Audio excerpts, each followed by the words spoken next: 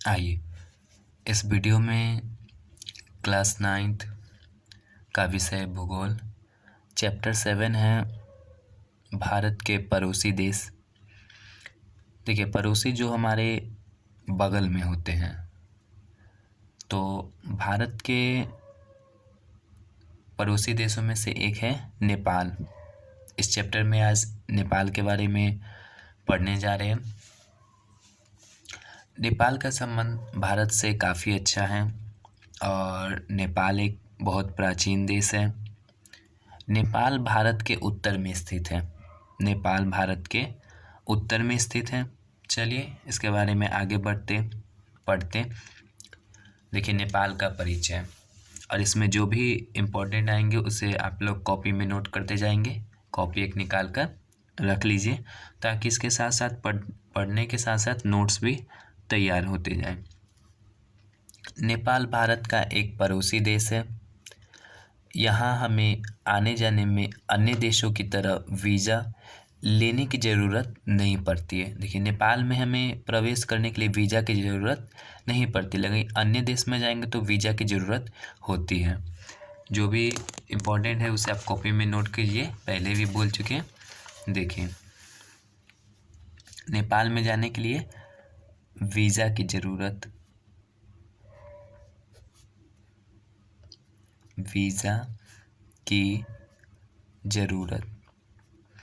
तो नेपाल में जाने के लिए वीज़ा की ज़रूरत नहीं होती है।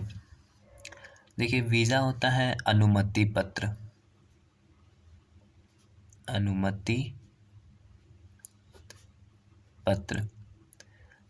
किसी देश में आपको प्रवेश करना है तो ये वीज़ा का होना ज़रूरी है। ये एक प्रकार का अनुमति पत्र होता है। ये सीमित समय यानी कुछ समय के लिए मिलता है। और पासपोर्ट, जिस देश में आप रहते हो उस देश के द्वारा मिलेगा आपको पासपोर्ट। आप जिस देश में रहते हो उस देश के आप नागरिक है, ये आपकी पहचान रहेगी, पासपोर्ट। चलिए आगे।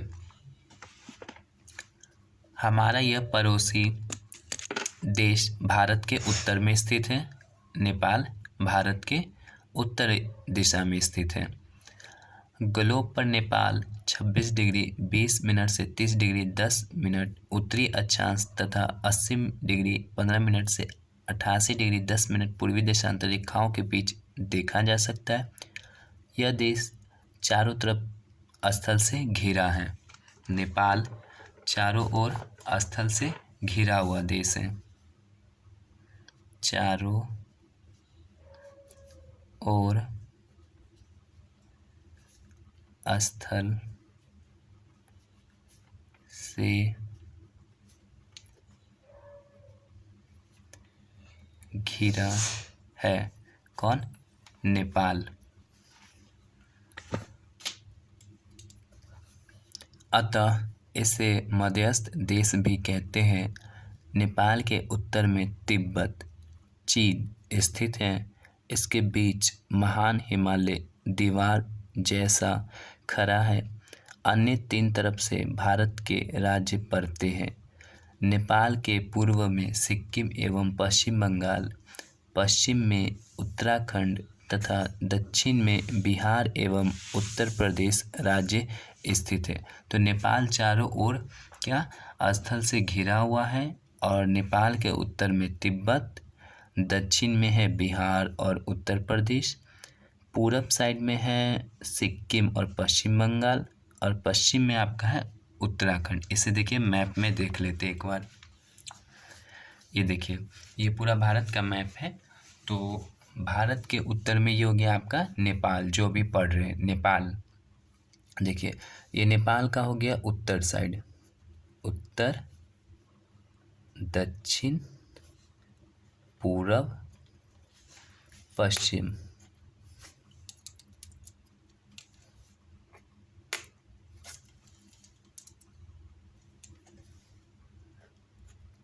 पश्चिम हो गया। देखिए, नेपाल के उत्तर में है तिब्बत। नेपाल के उत्तर, ये देखिए जो ये लंबा वाला देश है ये हो गया नेपाल। नेपाल के उत्तर में हो गया तिब्बत, दक्षिण में उत्तर प्रदेश और बिहार, दक्षिण में उत्तर प्रदेश, बिहार और उत्तर में तिब्बत। पूरब साइड में हो गया सिक्किम, पश्चिम बंगाल, ये पूरा पश्चिम बंगाल। पूरब में सिक्किम और ये पश्चिम बंगाल, सिक्किम पश्चिम बंगाल। और ये पश्चिम में हो गया उत्तराखंड, पश्चिम में उत्तराखंड। तो नेपाल के उत्तर में तिब्बत, दक्षिण में उत्तर प्रदेश बिहार, पूरब में सिक्किम पश्चिम बंगाल और पश्चिम में उत्तराखंड। कॉपी में से लिख लीजिए। नेपाल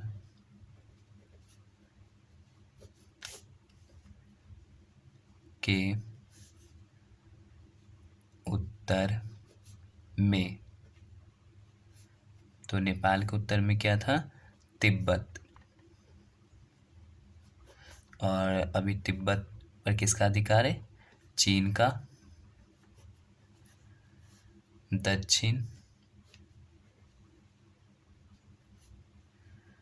दक्षिण में क्या है? उत्तर प्रदेश मतलब यूपी और बिहार, यूपी बिहार। पूर्व में सिक्किम और पश्चिम बंगाल, पश्चिम बंगाल। और पश्चिम में क्या है? उत्तराखंड। इस तरह से नेपाल चारों ओर स्थल से घिरा हुआ एक देश है। उत्तर में तिब्बत, दक्षिण में यूपी बिहार, पूर्व में सिक्किम पश्चिम बंगाल और पश्चिम में उत्तराखंड। इसे याद रखिएगा, नेपाल के चारों ओर।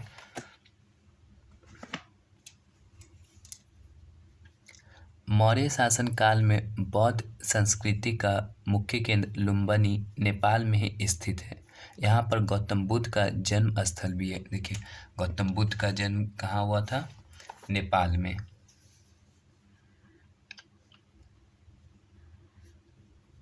गौतम बुद्ध का जन्म लुम्बिनी में हुआ था।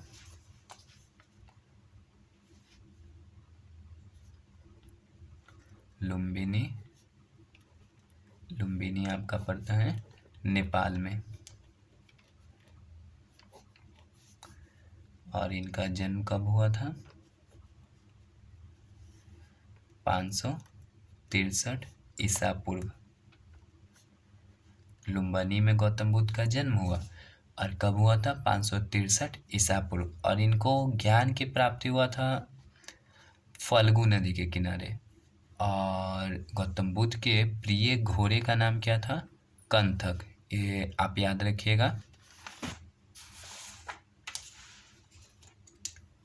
नेपाल की राजधानी काठमांडू में भगवान पशुपतिनाथ का मंदिर हिंदुओं का महान तीर्थ स्थल है। देखिए, प्रसिद्ध मंदिर है पशुपतिनाथ मंदिर, पशुपतिनाथ मंदिर। ये मंदिर है काठमांडू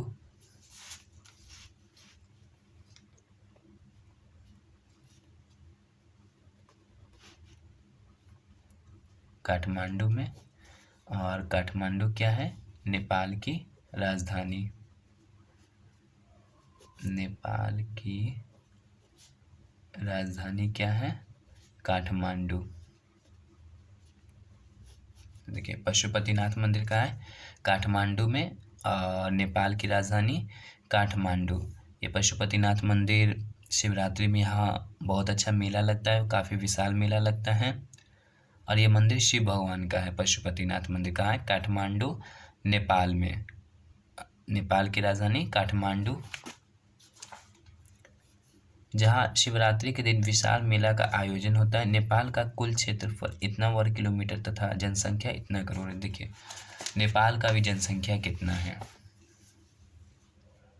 अगर नेपाल की जनसंख्या का बात करें, अभी जनसंख्या, तो नेपाल में अभी जनसंख्या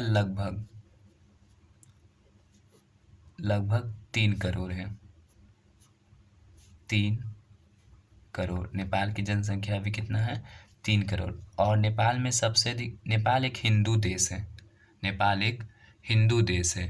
यहाँ पर हिंदू धर्म की जनसंख्या लगभग 81.3% है।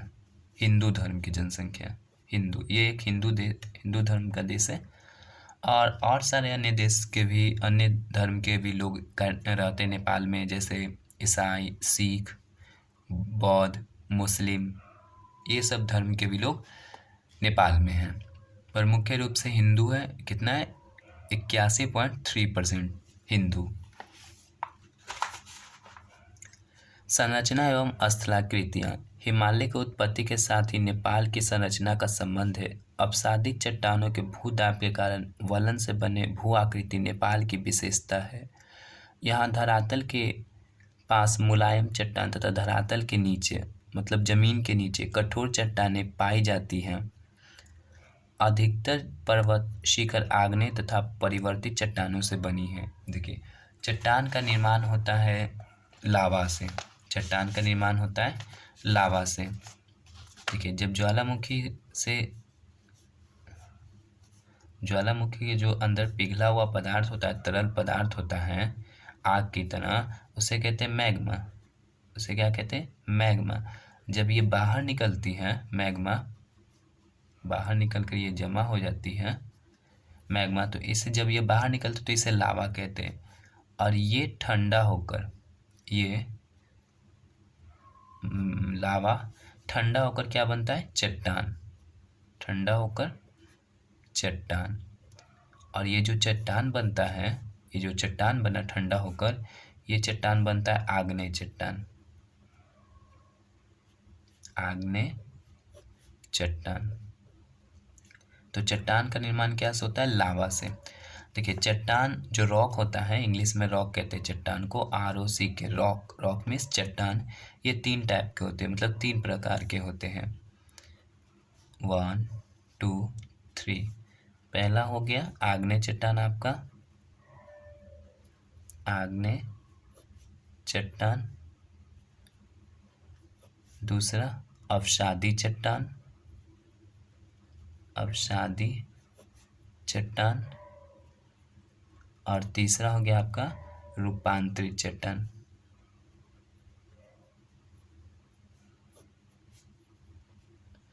तो चट्टान कितने टाइप के? 3। आग्नेय चट्टान, अवसादी चट्टान, रूपांतरित चट्टान। आग्नेय चट्टान, अवसादी चट्टान, रूपांतरित चट्टान। आग्नेय चट्टान, अवसादी चट्टान और रूपांतरित चट्टान।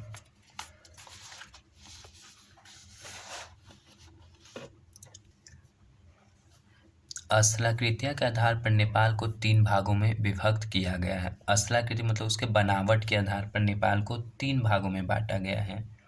पहला, दक्षिण का उपजाऊ तराई प्रदेश। देखिए, नेपाल को स्थलाकृतियों के आधार पर,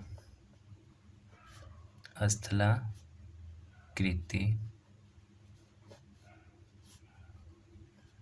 के आधार पर कितने भागों में बांटा गया है? 3 भाग।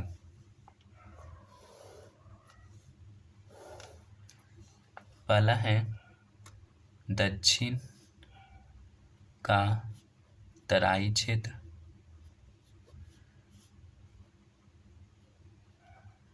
फिर है मध्य पहाड़ी,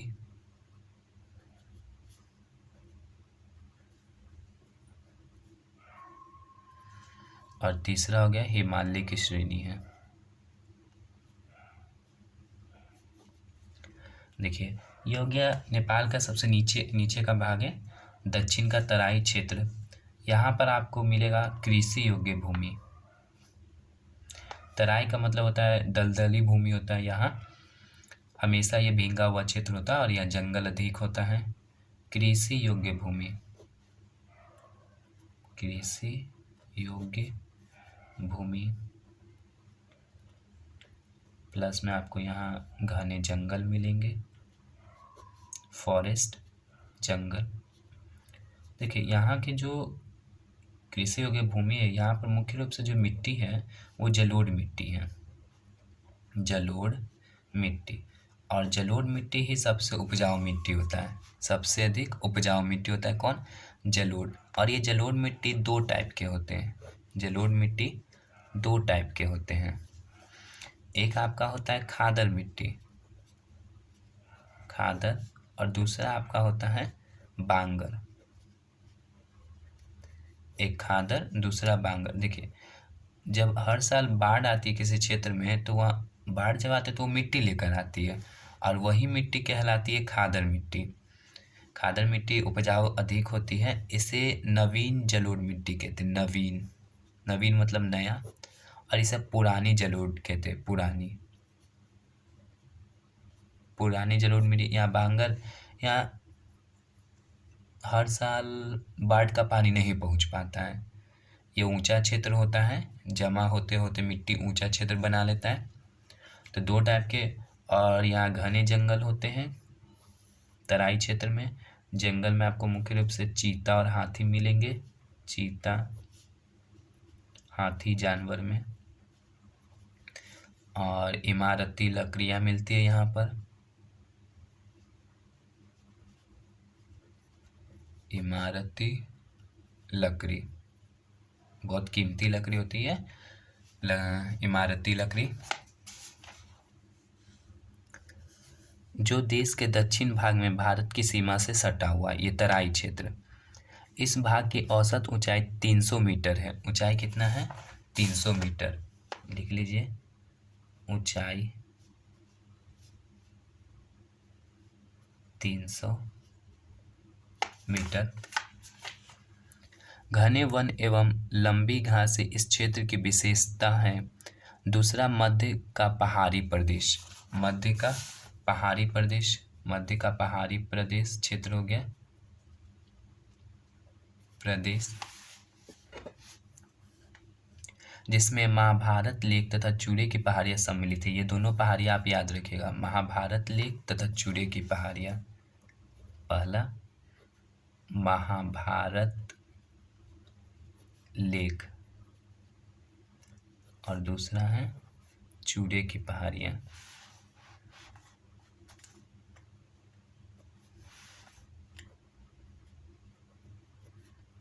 चूड़े की पहाड़ियाँ, ये दोनों कहाँ है? मध्य नेपाल में। यह भाग समुद्र तट तल से 500 से 1500 मीटर तक ऊंचा है, ऊंचाई 500 से 1500 मीटर। इसमें अनेक घाटी छोटी पहाड़ियां हैं जो शंकुधारी वृक्षों से भरे। देखिए, शंकुधारी वृक्ष अधिक ऊंचाई वाले क्षेत्रों में मिलते हैं। इस क्षेत्र के उत्तरी भाग में शिवालिक की पहाड़ी है। यहाँ अनेक घाटियाँ हैं जिसमें काठमांडू की घाटी अपने सौंदर्य के लिए प्रसिद्ध है। तीसरा भाग हिमालय श्रेणी है, तीसरा भाग हिमालय श्रेणी। विश्व की सर्वोच्च पर्वत श्रेणी हिमालय श्रेणी है, विश्व की सर्वोच्च पर्वत श्रेणी। तो विश्व की सर्वोच्च पर्वत श्रेणी कौन है? हिमालय। और सबसे लंबी पूछेगा, लंबी, सबसे लंबी पर्वत श्रेणी विश्व का कौन है? तो एंडीज है, वो एंडीज, ये सबसे लंबी पर्वत श्रेणी है दुनिया की। और सबसे ऊंची पूछेगा तो सर्वोच्च ऊंची, सर्वोच्च पर्वत श्रेणी तो वो है हिमालय श्रेणी।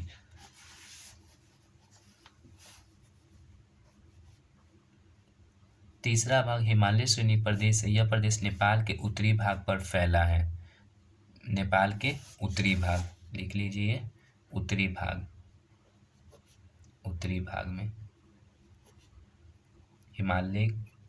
हिमालय श्रेणी नेपाल के उत्तरी भाग में। इस क्षेत्र में अनेक ऊंचे ऊंचे पर्वत शिखर है जो पर्वतारोहियों को आकर्षित करते हैं, मतलब जो पर्वत पे चढ़ते हैं। नेपाल को अच्छा इनकम होता है क्योंकि नेपाल में माउंट एवरेस्ट पर चढ़ने के लिए पैसा लगता है, तो उससे नेपाल का इनकम अच्छा हो जाता है। विश्व का सर्वोच्च शिखर माउंट एवरेस्ट, जिसकी ऊंचाई 8,848 मीटर है, नेपाल तिब्बत सीमा पर अवस्थित है। देखिए, हिमालय की सर्वोच्च चोटी, हिमालय की सर्वोच्च चोटी, हिमालय की सबसे ऊंची यानी सर्वोच्च पर्वत चोटी,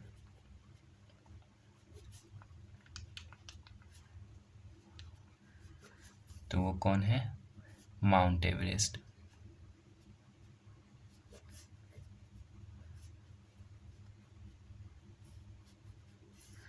इसकी ऊंचाई की बात करें तो 8,848 मीटर है। हिमालय की सर्वोच्च पर्वत चोटी माउंट एवरेस्ट, ऊंचाई कितना? 8,848 मीटर, और ये कहाँ है? नेपाल में। माउंट एवरेस्ट किस देश में पड़ता है? नेपाल में। और दुनिया की दूसरी सबसे ऊंची चोटी कौन है? दूसरी सर्वोच्च चोटी, दूसरी सर्वोच्च शिखर, तो दूसरी सर्वोच्च शिखर का नाम है आपका K2। इसे गॉडविन ऑस्टिन भी कहते हैं, गॉडविन ऑस्टिन। गॉडविन ऑस्टिन के नाम से भी जानते हैं।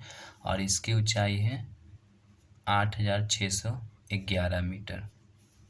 ये POK में पड़ता है, पाकिस्तान ऑक्युपाइड कश्मीर, मतलब भारत कश्मीर का कुछ भाग पाकिस्तान अधिकार कर लिया है। तो इस बात को बाद में बात करेंगे इसके बारे में। POK पाकिस्तान ऑक्युपाइड कश्मीर, ये K2 वहीं पड़ता है। ये विश्व की दूसरी सर्वोच्च चोटी का नाम है। पहला क्या है? माउंट एवरेस्ट, ये कहाँ है? नेपाल में। देखिए, माउंट एवरेस्ट पे सबसे पहले कौन चढ़े थे? माउंट एवरेस्ट पे तो उस व्यक्ति का नाम है एडमंड हिलेरी। एडमंड हिलेरी, और इनके साथ थे शेरपा तेंजिंग नोरगे। ये दोनों व्यक्ति चढ़े थे। कब चढ़े थे? 1953 में। तो माउंट एवरेस्ट पे सबसे पहले कौन चढ़े? एडमंड हिलेरी, शेरपा तेंजिंग नोरगे, 1953 में। देखिए, ये एडमंड हिलेरी थे न्यूजीलैंड के रहने वाले, न्यूजीलैंड, और ये थे नेपाल के ही। दोनों कब चढ़े थे? 1953 में।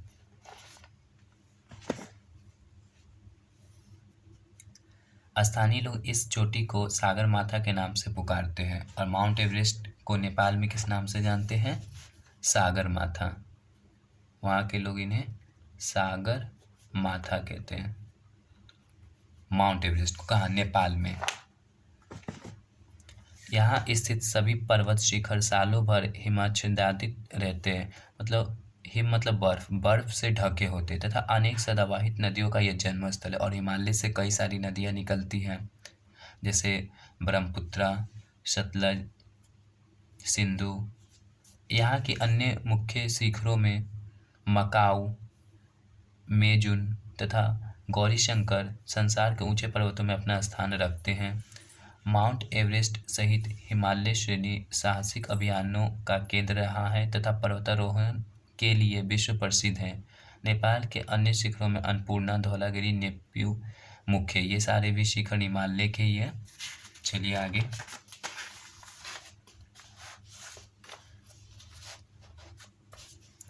जलवायु विशेषता। देखिए, जलवायु दर्शाता है वायुमंडल की दीर्घकालीन दशा को। जलवायु और मौसम वायुमंडल की थोड़े से समय की दशा को दर्शाता है। नेपाल की जलवायु देखिए ठंडी जलवायु है, और भारत की जलवायु मानसूनी है। नेपाल की जलवायु शीत प्रधान है। यहाँ की जलवायु यहाँ की भू आकृतियों से प्रभावित है। दक्षिण के तराई वाले भाग को छोड़कर सभी स्थानों पर तापमान कम रहता है, तराई वाला क्षेत्र छोड़ करके, क्योंकि 75% भूभाग की ऊंचाई समुद्र तल से काफ़ी ऊंचाई है नेपाल का, मतलब अधिकतर भाग उसका ठंडा ही है। काठमांडू का तापमान जाड़े में 2 डिग्री सेंटीग्रेड से भी नीचे चला जाता है, जबकि गर्मी में 30 डिग्री सेंटीग्रेड तक पहुंच जाता है। यहाँ का वार्षिक औसत तापमान 10 डिग्री सेंटीग्रेड है। यहाँ मार्च से अगस्त तक ग्रीष्म ऋतु तथा सितंबर से फरवरी तक शीत ऋतु रहता है। कहाँ? नेपाल में। ये नेपाल की बात करें तो मार्च से अगस्त गर्मी यहाँ रहती है, यानी ग्रीष्म ऋतु गर्मी, और अगस्त के बाद हो गया सितंबर से कहाँ तक है आपका? फरवरी। सितंबर से फरवरी में क्या? ठंडा यानी शीत ऋतु रहता है। मार्च से अगस्त गर्मी और सितंबर से फरवरी शीत ऋतु नेपाल का। गर्मी में मानसूनी हवाओं से नेपाल के पूर्वी भाग में 200 सेंटीमीटर तथा पश्चिम भाग में 100 सेंटीमीटर सालाना वर्षा होती है। देखिए, वर्षा की मात्रा किससे मापते हैं, यानी वर्षा मापी यंत्र का नाम क्या है? वर्षा मापी यंत्र, मतलब किस उपकरण से वर्षा को मापते, कितनी बारिश हुई, तो उसका नाम है रेन गेज। वर्षा मापी यंत्र का नाम क्या है? Rain gauge. इसे याद रखिएगा, बहुत इंपॉर्टेंट क्वेश्चन है। रेन गेज वर्षा मापी यंत्र का नाम।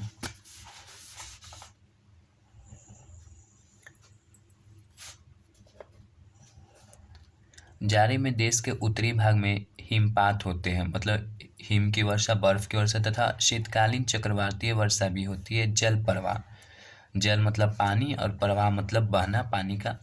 नेपाल में पूर्व से पश्चिम 3 प्रमुख नदी तंत्र का क्रम है। नेपाल में 3 प्रमुख नदी हैं और जो पूर्व से पश्चिम बहती हैं। कोशी, गंडक तथा घाघरा नदी हैं। नेपाल की 3 प्रमुख नदी। नेपाल में देखिए प्रमुख नदी कौन कौन सी है? प्रमुख कोशी, गंडक तथा घाघरा।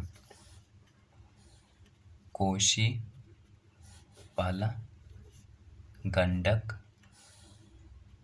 और तीसरा घाघरा नदी। नेपाल की प्रमुख नदी में कौन कौन है? कोशी, गंडक, घाघरा। कोशी, गंडक, घाघरा प्रमुख नदी। कोशी, गंडक, घाघरा। कोशी, गंडक, घाघरा। देखिए आगे, कोशी, गंडक तथा घाघरा नदी है। यहाँ की सबसे लंबी नदी कर्णाली है, जो घाघरा की सहायक नदी तथा पश्चिमी नेपाल में बहती हुई भारत में प्रवेश करती है। तो नेपाल की सबसे लंबी नदी कौन है? नेपाल की सबसे लंबी नदी तो कर्णाली नेपाल की सबसे लंबी नदी कर्णाली, जो घाघरा की सहायक नदी है। और पूछेगा भारत की सबसे लंबी नदी तो गंगा। भारत की सबसे लंबी नदी कौन है? गंगा, और इसकी लंबाई कितना है? 25 किलोमीटर, यानी कि 2525 किलोमीटर किसकी? गंगा नदी की। और ये भारत की सबसे लंबी नदी है। और भारत की सबसे चौड़ी नदी कौन है? ब्रह्मपुत्रा नदी। भारत की सबसे चौड़ी नदी ब्रह्मपुत्रा। और विश्व की सबसे चौड़ी नदी तो नील नदी है। विश्व की सबसे लंबी नदी विश्व की सबसे लंबी नदी तो नील नदी। इसका लंबाई है 6650 मीटर, नील नदी की लंबाई। और विश्व की सबसे चौड़ी नदी पूछेगा तो अमेजन नदी है। विश्व की सबसे चौड़ी नदी अमेजन और दुनिया की दूसरी सबसे लंबी नदी अमेजन नदी है। दुनिया की सबसे चौड़ी नदी अमेजन और दूसरी सबसे लंबी नदी अमेजन नदी। ठीक है, इसे याद रखिएगा। तो नेपाल की सबसे लंबी नदी कर्णाली है, जो घाघरा की सहायक नदी तथा पश्चिमी नेपाल में बहती हुई कहाँ भारत में प्रवेश करती है। ये उत्तर प्रदेश होते बहती है। मध्य नेपाल में गंडक, जिसे यहाँ नारायणी नदी भी कहते हैं, गंडक नदी को नेपाल में गंडक नदी, दूसरी प्रमुख नदी गंडक। इसे किस नाम से जानते हैं? अन्य नाम नारायणी, नारायणी नदी। गंडक को नेपाल में किस नाम से जानते हैं? नारायणी नदी। तथा पूर्वी नेपाल में कोशी को सप्तकोशी कहते हैं और नेपाल में कोशी को सप्तकोशी के नाम से जानते हैं, कोशी नदी। इसे नेपाल में सप्तकोशी के नाम से जानते हैं, सप्तकोशी। और नेपाल को याद रखिएगा, नेपाल को बिहार का शोक कहते हैं, इस नदी को बिहार का शोक।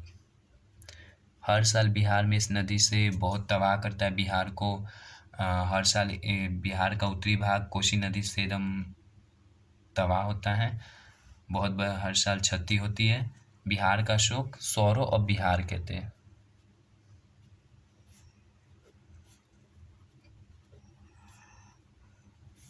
किसे कहते हैं? कोसी नदी को। बिहार का शोक किसे कहते हैं?